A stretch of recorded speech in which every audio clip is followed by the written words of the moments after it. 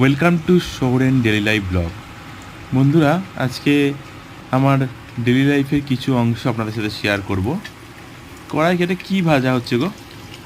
আরে মাছগুলো নুন হলুদ দিয়ে ভেজে নিচ্ছি। আজকে একটু মাছের কালিয়া করব, মানে ডালনার টাইপস আর কি। মানে এটা কি রুই মাছ? হ্যাঁ, রুই মাছ, আচ্ছা।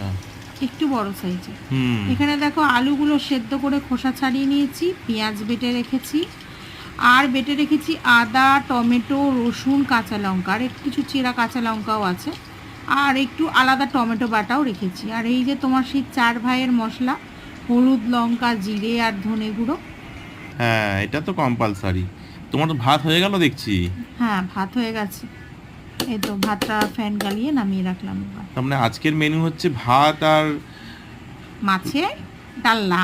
আচ্ছা, রুই মাছের ডালনা আলু দিয়ে। আচ্ছা, জমে হ্যাঁ। যাবে, জমে যাবে। হুম। আজকে বৃষ্টিও পড়ছে বাইরে হালকা হালকা।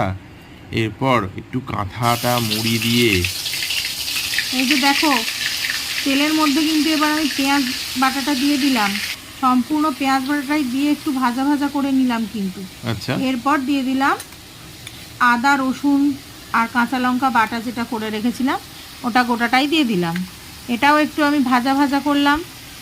একটু ভাজা ভাজা করে নিয়ে তারপরে আমি দিয়ে দিচ্ছি এই কাঁচা লঙ্কাগুলো। জানো, পেঁয়াজ বাটা আর কাঁচা লঙ্কা ভাজলে একটা খুব সুন্দর গন্ধ বেরোয় কিন্তু।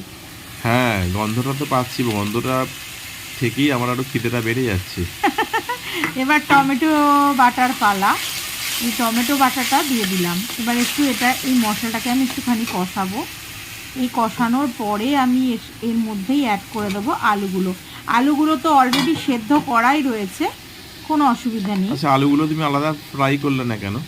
না, আলুগুলো সেদ্ধ করে নিয়েছিলাম, তো আলাদা করে ফ্রাই করার কোনো প্রয়োজনই নেই। এবার মশলার সাথে এটাকে তুমি আরো ভেজে নেবে, তাই তো? হ্যাঁ, একটু কষাবো। দেখো, তোমার এই ফ্রাইয়ের কনসেপ্টটা কিন্তু আমার ভালো লাগে না।